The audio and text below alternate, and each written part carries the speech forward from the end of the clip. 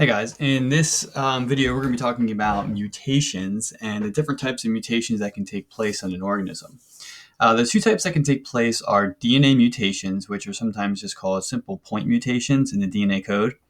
And then there's ones called chromosome mutations, which affect hundreds to thousands of nucleotides at any one time. So let's talk about point mutations first. So as we can see here, point mutations, we're literally talking about one nucleotide change.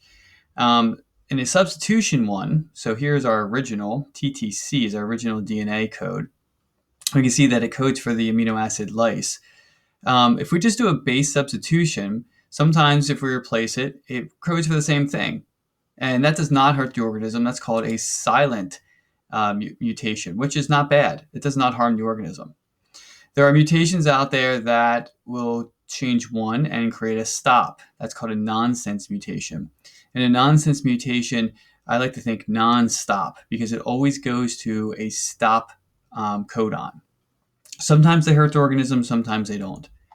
In a missense mutation, it always hurts the organism. This is where that substitution creates a different amino acid every time. So the original, if you remember, was lyse. In these two situations, one created ARG, the other one created THR. Both of them are going to really harm the organism. Okay, so those are basic point mutations where substitution takes place. Now, a different type of point mutation that could take place would be something like addition or deletion. So take, for example, if this is our original code, and here is our original amino acids created from that code. Well, what if for some reason before this code or after the code, we do like an addition or a subtraction, meaning we add one nucleotide or we remove one nucleotide? What's going to happen is the entire codon frame, as they call it, is going to shift, either one to the right or one to the left. And as you can see here, instead of going his, seer, his, val, now it goes L-I-E, his, THR, TYR, and everything gets changed. So that's a frameshift mutation. So this is where we have just one nucleotide either added or removed, and it creates a drastic change in the amino acid that's created. So frameshifts are extremely bad. This could also be categorized as a missense mutation. All right, so now let's go to the chromosomal level.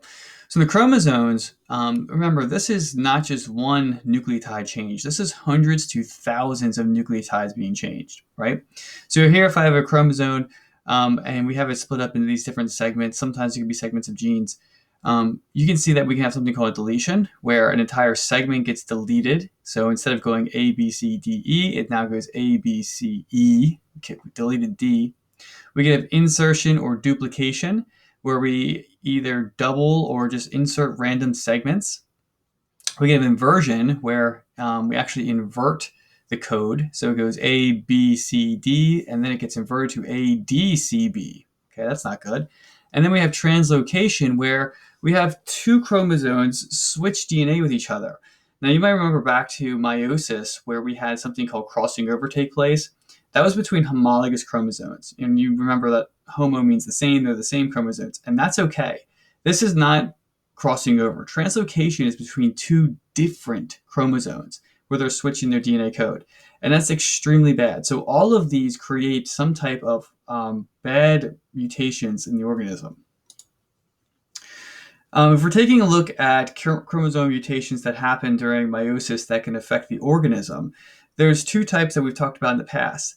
Both are caused by non-disjunction. So if you remember during anaphase, the chromosomes need to pull apart. Well, non-disjunction is if they don't pull apart correctly, okay? One situation is trisomy. So here we have an extra chromosome 21. That will create Down syndrome, okay? That's an autosomal disorder because we know that anything that's not a sex chromosome is called an autosome. And here we have an example of monosomy. This is Turner syndrome. You can see that we only have one sex chromosome. It's just an X chromosome, so just one chromosome. So monosomy is when you only have one instead of two. Okay, again, both are caused by non-disjunction that takes place during anaphase. Okay, so here's an example of non-disjunction we talked about.